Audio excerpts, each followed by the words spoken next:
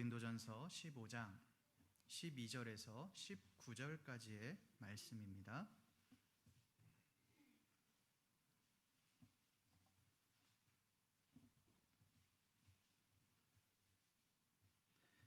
함께 교독하시겠습니다. 그리스도께서 죽은 자 가운데서 다시 살아나셨다 전파되었거늘 너희 중에서 어떤 사람들은 어찌하여 죽은 자 가운데서 부활이 없다 하느냐?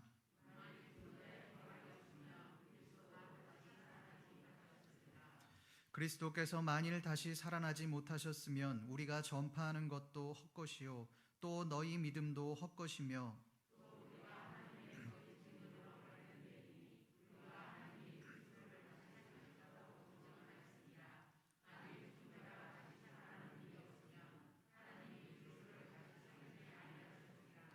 만일 죽은 자가 다시 살아나는 일이 없으면 그리스도도 다시 살아나신 일이 없었을 터이요.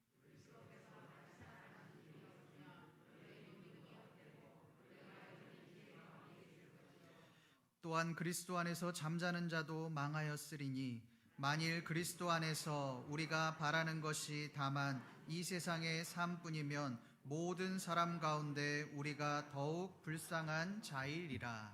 아멘. 지난 말씀에서 이 바울은 고린도전서 15장 말씀을 시작하며 내가 너희에게 전한 복음을 너희가 알기를 원한다라고 그렇게 말씀했습니다. 특별히 부활이 아니라 복음으로 말씀을 시작합니다. 바울이 이렇게 15장 말씀을 시작한 이유가 무엇이었습니까? 고린도 교인들 중에 이 복음을 제대로 알지 못하는 사람들이 있었기 때문입니다. 그들은 바로 이 부활을 믿지 않는, 부활을 부정하는 사람들이었습니다. 바울은 그들을 향하여 예수 그리스도의 복음, 십자가와 부활에 대해서 말을 합니다. 예수님의 부활을 목격한 그 사람들을 언급하며 예수 그리스도의 부활 사건이 실제로 존재하는 역사적인 사건이다. 예수님의 부활은 작은 자인 나에게도 역사하신 하나님의 은혜다라고 말을 하며 예수님의 부활에 대해서 강력하게 언급을 했습니다. 여러분이 오늘 말씀을 한번 보십시오. 우리 12절 말씀을 함께 읽어보겠습니다. 시작. 그리스도께서 죽은 자 가운데서 다시 살아나셨다 전파되었거늘 너희 중에서 어떤 사람들은 어찌하여 죽은 자 가운데서 부활이 없다 하느냐? 바울은 이 오늘 말씀에서 사람들이라고 표현을 하지 않습니다. 너희 중에서라고 그렇게 말을 합니다. 너희 중에서라고 말하는 것은 고린도 교회 내에 예수님의 부활을 믿지 않는 그 사람들이 있었다는 말입니다. 지난주 말씀에서 이 고린도 교인들이 왜 예수님의 부활을 믿지 않았을까? 이 부분을 말씀드렸습니다. 그들이 왜 예수님의 부활을 믿지 않았습니까? 헬라 철학의 영향 때문이었습니다. 영은 거룩한 것이고 육은 더러운 것으로 여겼기 때문에 예수님의 부활을 인정할 수가 없는 겁니다. 예수님이 하나님의 아들이라면 그 더러운 육체로 부활할 수가 없는 겁니다. 아니, 더러운 육체로 부활한다면 예수님은 하나님의 아들이 될 수 없는 겁니다. 이것이 고린도 교인들이 예수님의 부활을 믿지 않았던 그 헬라 철학의 영향이었습니다. 그러나 여러분, 이것만으로는 다 설명이 되지 않습니다. 왜 그렇습니까? 고린도 교회 안에는 헬라인들만 있지 않았기 때문에 그렇습니다. 그들 가운데는 유대인들도 있었습니다. 바울은 이 고린도전서 1장에서 유대인과 헬라인들을 동시에 언급을 합니다. 그렇다는 것은 이 고린도 교회 안에 유대인들과 헬라인들이 동시에 존재했다는 말입니다. 이 유대인들의 사고는 헬라인들과는 완전히 다릅니다. 그들의 사고는 철저하게 율법적인 사고를 가지고 있습니다. 헬라 문화 속에서 살고 있었지만 철저하게 자신들이 추구하는 그 문화를 고수하며 지켜나갔던 사람들이 바로 유대인들입니다. 시오니즘과 유일신론을 끝까지 고수한 사람들이 바로 유대인들입니다. 그런 그들이 왜 예수님의 부활을 믿지 않았을까요? 헬라인들이야 헬라 철학의 영향 때문에 믿지 않았다고 쳐도 철저히 하나님의 율법대로 말씀대로 살아가는 그 유대인들이 왜 예수님의 부활을 믿지 않았을까요? 우리 말씀을 한번 보겠습니다. 마가복음 12장 18절 말씀을 함께 읽어보겠습니다. 시작. 부활이 없다 하는 사두개인들이 예수께 와서 물어 이르되. 이 마가복음 12장 18절 말씀은 이 사두개인들이 예수님을 시험할 때의 그 장면을 다룬 본문입니다.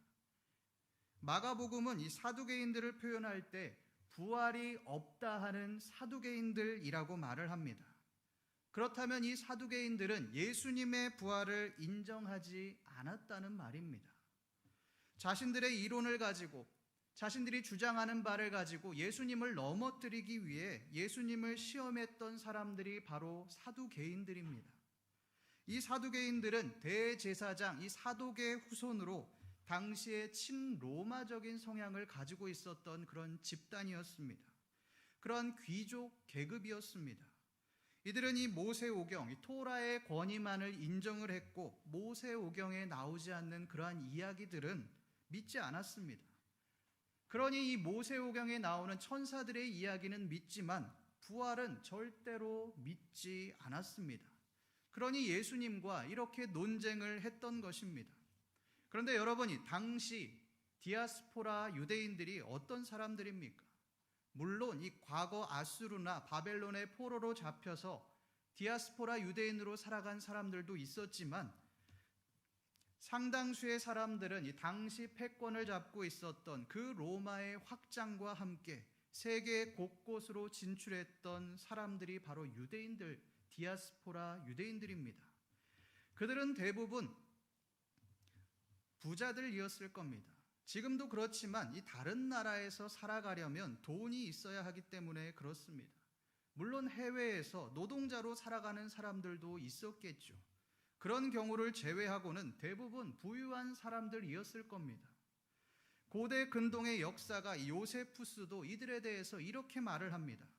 유대인은 이미 모든 도시로 들어가 있어 이 종족을 인정하지 않고 그들에 의해 소유되지 않는 장소를 땅 위에서 발견하기 힘들다. 또한 이 셀로 베런이라고 하는 유대 사학자는 1세기 때 로마 제국에 800만 명의 유대인들이 있었다라고 그렇게 주장을 하기도 했습니다. 이것은 당시에 로마 인구의 약 10%에 해당하는 그런 어마어마한 인구입니다. 이것이 정말 진실인지는 알 수 없지만 이 주장을 봤을 때 어느 정도 신빙성은 있어 보입니다. 그렇다는 것은 이미 유대인들이 세계 곳곳에서 주류로 활동을 하고 있었다라는 말이 되어집니다. 그들이 주류라면 귀족이었던 당시의 귀족 가문이었던 그 사두개인들이나 그들의 영향을 받은 사람들이 많았을 겁니다. 그들은 그리스도를 믿고 회심을 했지만 이 사두개파의 영향으로 여전히 부활신앙은 믿지 않았습니다. 또한 이 바리새파 유대인들의 입장에서도 예수 그리스도가 메시아 되심은 하나님을 모독하는 그 신성 모독의 일이었습니다.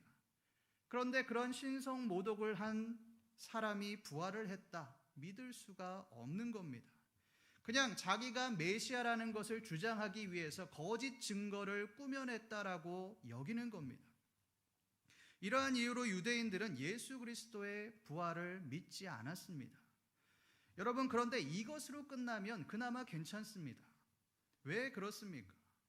부활을 믿고 안 믿고는 그들의 신념이기 때문에 그렇습니다. 그런데 문제는 그 신념이 믿음이 약한 사람들에게까지도 영향을 미쳤다라고 하는 것입니다. 여러분, 바울의 말을 한번 보십시오. 우리 13절 말씀을 함께 읽어보겠습니다. 시작. 만일 죽은 자의 부활이 없으면 그리스도도 다시 살아나지 못하셨으리라. 바울은 만일 죽은 자의 부활이 없다면이라고 말을 합니다. 또 14절에도 그리스도께서 만일 다시 살아나지 못하셨으면이라고 말을 합니다. 15절에도 만일 죽은 자가 다시 살아나는 일이 없으면 그렇게 말을 합니다. 16절과 17절에도 여전히 없으면이라고 하는 그 가정법이 반복되어지고 있습니다. 여러분, 바울이 왜 이렇게 말을 하고 있을까요? 그것은 예수 그리스도의 부활, 그 부활을 믿지 않는 일들로 인해 고린도 교인들 안에서 혼란이 생겼기 때문에 그렇습니다. 실제로 이 부활을 믿지 않는 사람들은 자기 자신만 부활을 부정했던 것이 아닙니다. 고린도 교인 모두에게 영향을 미쳤습니다. 신앙생활을 잘하고 있는 그런 믿음이 좋은 성도들에게, 아무런 문제가 없던 그 성도들에게 접근해서 예수 그리스도의 부활이 거짓이다, 그렇게 말하며 성도들의 믿음을 흔들고 시험에 빠뜨렸습니다. 우리 말씀을 찾아보겠습니다. 디모데후서 2장 18절 말씀을 함께 읽어보겠습니다. 시작. 진리에 관하여는 그들이 그릇되었도다. 부활이 이미 지나갔다 하므로 어떤 사람들의 믿음을 무너뜨리느니라. 여러분이 고린도 교인들, 또 부활이 없다고 했던 그 사람들의 모습을 한번 보십시오. 그들은 부활이 이미 지나갔다라고 말을 하며 예수님의 부활을 부인했습니다. 그 영향이 어떻게 나타났습니까? 어떤 사람들의 믿음을 무너뜨렸느니라. 여기에서 이 어떤 사람들은 예수 그리스도의 부활을 부정하는 사람들이 아닙니다. 신앙이 있는 사람들입니다. 그런데 예수 그리스도의 부활을 믿지 않는 사람들은 거짓 교사가 되어 성도들의 믿음을 흔들었습니다. 거짓 교사들의 이야기를 들어보니 맞는 이야기 같거든요. 상식적인 선에서 이야기하는 것 같거든요. 그러니 이들의 말에 넘어가고 믿음이 흔들리게 된 겁니다. 이들은 혼란스럽고 허무할 수밖에 없었습니다. 왜 그렇습니까? 인생의 목표 자체가 없어졌기 때문에 그렇습니다. 자신이 전부라고 여겼던 그 신앙이 한순간에 무너졌기 때문에 그렇습니다.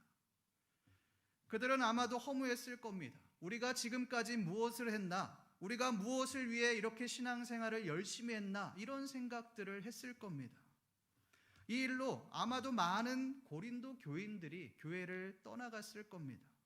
단순히 예수 그리스도의 부활을 부정하는 그 개인적인 신념이 고린도 교인들 전체에 부정적인 영향을 미치게 되었습니다. 성도들의 믿음을 흔들고 하나님을 떠나도록 그렇게 만들었습니다. 성도 여러분, 우리 또한 이 거짓 교사의 삶을 살고 계시지는 않으십니까? 어떤 분들은 이렇게 말씀하실지도 모르겠습니다. 저는 예수 그리스도의 부활을 믿습니다. 저는 잘못된 교리를 성도들에게 말한 적이 없습니다. 저는 그럴 만한 영향력이 없습니다. 그러니 저는 거짓 교사가 아닙니다. 그러나 여러분, 우리가 단순히 잘못된 교리를 전하지 않았다고 해서 거짓 교사가 아닌 것이 아닙니다. 우리의 잘못된 행동을 통해 믿음이 연약한 자들을 실족시켰다면 그 사람이 바로 거짓 교사라고 할 수 있습니다. 물론 이 목회자의 범죄나 실수가 가장 큰 요인이 되겠죠.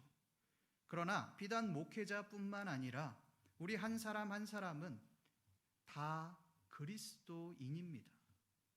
이 말은 우리 또한 다른 사람들을 실족시키고 넘어뜨리지 말아야 할 책임이 있다라는 말입니다.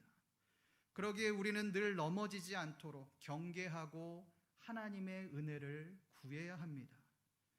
얼마 전에 기사를 하나 보았습니다. 그 기사의 제목은 기독교인들을 실족하게 만드는 이유 7가지라는 제목이었습니다.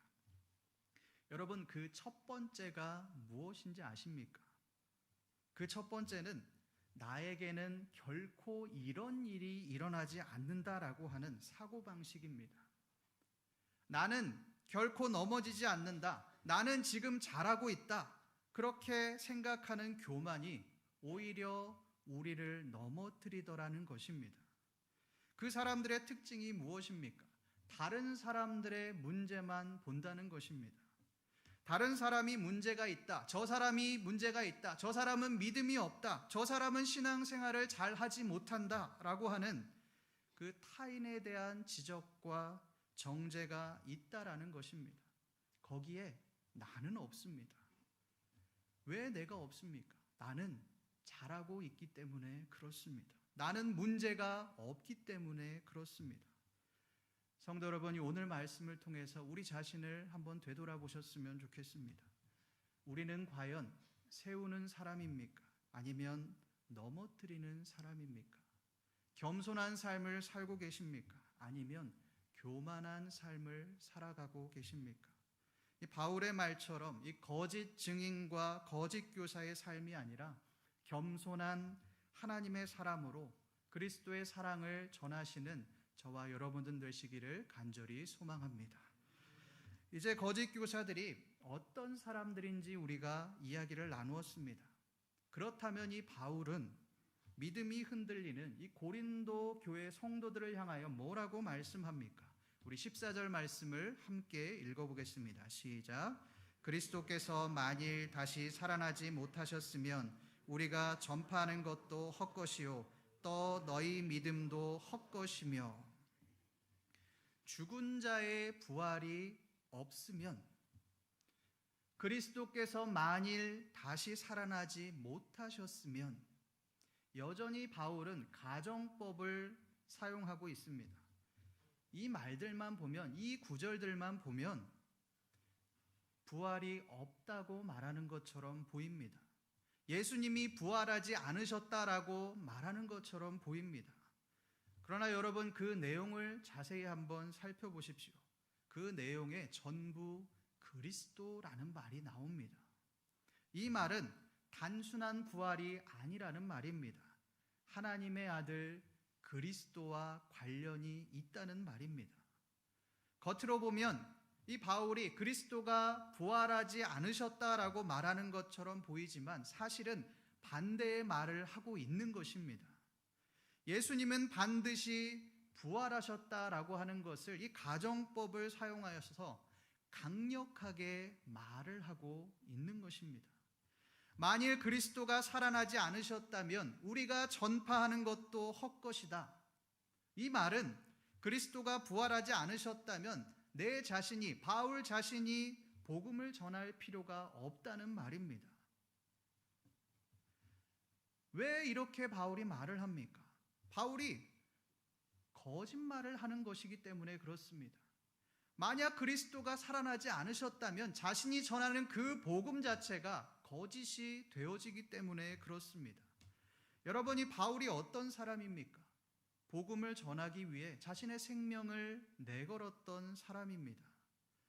고린도후서 11장에 보면 이 바울이 복음을 전하며 당했던 그 고난들에 대해서 언급하고 있습니다.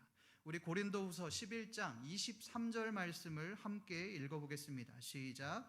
그들이 그리스도의 일꾼이냐 하거니와 나는 더욱 그러하도다. 내가 수고를 넘치도록 하고 옥에 갇히기도 더 많이 하고 매도 수없이 맞고 여러 번 죽을 뻔하였으니. 이 바울은 복음을 전하다가 옥에 갇히는 일이 부지기수였습니다. 매도 수없이 맞았고 또 여러 번 죽을 뻔하기도 했습니다. 바울의 삶만 보면 이 복음 때문에 굉장히 비참한 삶을 산 것처럼 보입니다. 그런데 이 바울이 무엇을 위해 자신의 생명을 걸었습니까? 복음입니다. 예수 그리스도의 십자가 죽음과 부활하신 그 사건, 그 복음을 위해 자신의 생명을 걸었습니다. 그런데 만약 예수님이 부활하지 않으셨다면 바울 자신이 생명을 내걸고 전한 그 복음 자체가, 그 헌신 자체가 헛것이라는 말입니다. 이 말은 절대로 그럴 일이 없다는 말입니다. 왜 그렇습니까? 우리 17절 말씀을 함께 읽어보겠습니다. 시작. 그리스도께서 다시 살아나신 일이 없으면 너희의 믿음도 헛되고 너희가 여전히 죄 가운데 있을 것이요. 만약 예수 그리스도가 부활하지 않으셨다면 우리는 여전히 죄 가운데서 희망이 없는, 소망이 없는 그런 사람으로 살아갔을 것이기 때문에 그렇습니다. 부활이 없다면 우리는 소망 없이, 아무런 희망도 없이 그저 지옥으로 빠질 그런 날만 기다리며 그렇게 살아가는 무의미한 삶이 되어졌을 겁니다. 그러나 그런 우리를 하나님께서는 예수 그리스도의 부활, 그 사건으로 인해 우리를 사망에서 생명으로 옮겨주셨습니다. 죽을 우리를, 구제불능인 우리를 살려주시고 구원해 주셨습니다. 이것이 바로 예수 그리스도의 부활의 증거입니다. 시대의 지성인이라고 불리었던 이 이어령 교수에게 딸이 하나 있었습니다. 그 딸의 이름은 바로 이민아 목사입니다. 그녀는 이 1981년에 이화여대 영문과를 3년 만에 조기 졸업하고 또 결혼한 뒤에 미국으로 유학을 갑니다. 그 미국에서도 국제 변호사 면허를 따고 세상적으로 아주 성공한 인생을 살아갔습니다. 그러던 중에 갑작스럽게 이혼을 하게 되고 또 그것을 계기로 그녀에게 어려움이 닥쳐오기 시작했습니다. 이후에 갑작스럽게 갑상선암 진단을 받고 또 첫째 아이가 갑작스럽게 죽음을 맞이하게 됩니다. 이것으로 고난이 끝나나 싶었는데 이후에 마음도 추스르기 전에 둘째 아이가 자폐 진단을 받게 됩니다. 이 사건은 그녀에게 말로 형용할 수 없는 고통의 시간들이었습니다. 그러나 그런 그녀가 하나님을 만났습니다. 이후에 그 하나님의 사랑은 그녀에게 유일한 희망이 되었습니다. 그녀에게는 절망밖에 남지 않았었지만 오직 하나님의 사랑으로 그녀는 그 고난을 이겨내게 되었습니다. 부활의 소망을 가지게 되었습니다. 이 모습은 모실론자였던, 그 이성주의자였던 아버지 이어령 교수가 회심을 하고 세례를 받게 된 결정적인 요인이 되었습니다. 성도 여러분, 만약 예수님이 부활하지 않으셨다면 이 그녀의 삶은 실패한 것입니다. 이혼을 하고 자녀까지 잃은 미망인, 거기에다가 이 자폐아 아들까지 책임져야 하는 그 엄마의 인생은 아무런 희망과 소망이 없는 인생입니다. 그러나 여러분, 그녀의 인생은 결코 실패한 인생이 아니었습니다. 왜 그렇습니까? 그녀에게는 예수 그리스도의 부활의 소망이 있었기 때문에 그렇습니다. 그 부활의 소망이 철저한 이성주의자였던 그 이어령 교수를 회심으로 이끌었습니다. 하나님 앞에 돌아오도록 그렇게 만들었습니다. 그녀에게 예수 그리스도의 부활이 없었다면 그녀의 인생은 무의미하고 허무한 것이 되었을 겁니다. 실패한 인생, 인생의 낙오자로서 아무런 소망 없이 그렇게 인생을 마감했을지도 모릅니다. 그러나 예수 그리스도의 부활의 소망으로 말미암아 그녀의 삶은 복음을 전하고 사람들을 하나님께로 인도하는 그러한 귀한 사명자가 되었습니다. 여러분, 우리도 마찬가지입니다.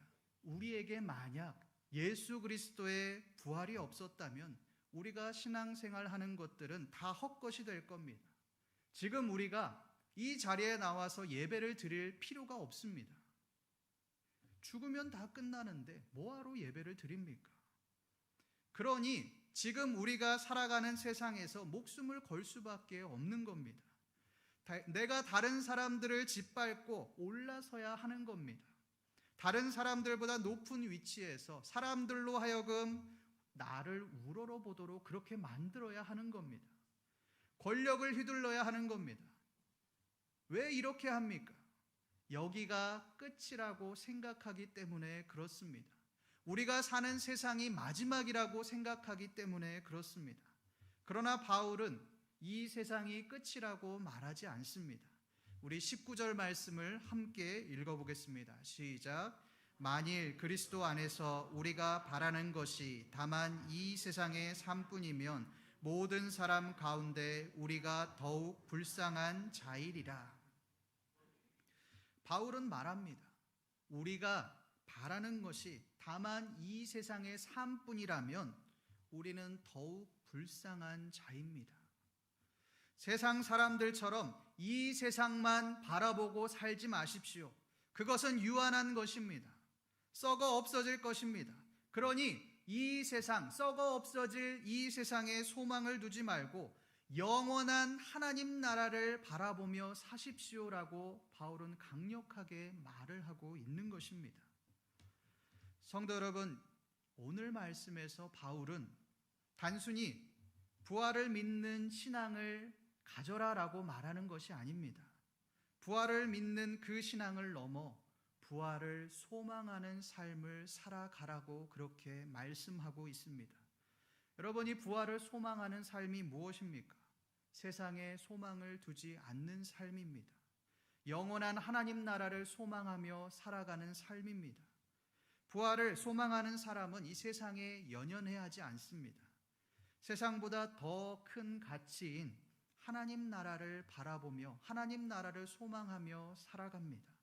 그것이 그 사람의 목적이 되어집니다. 성도 여러분, 여러분의 인생의 목적은 무엇입니까? 물질적인 풍요입니까? 아니면 세상에서의 명예입니까? 그렇다면 우리는 부활 소망을 가진 사람들이 아닙니다.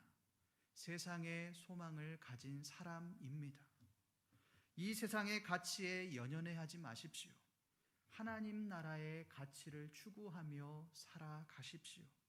세상의 가치는 유한하지만 하나님 나라의 가치는 영원합니다.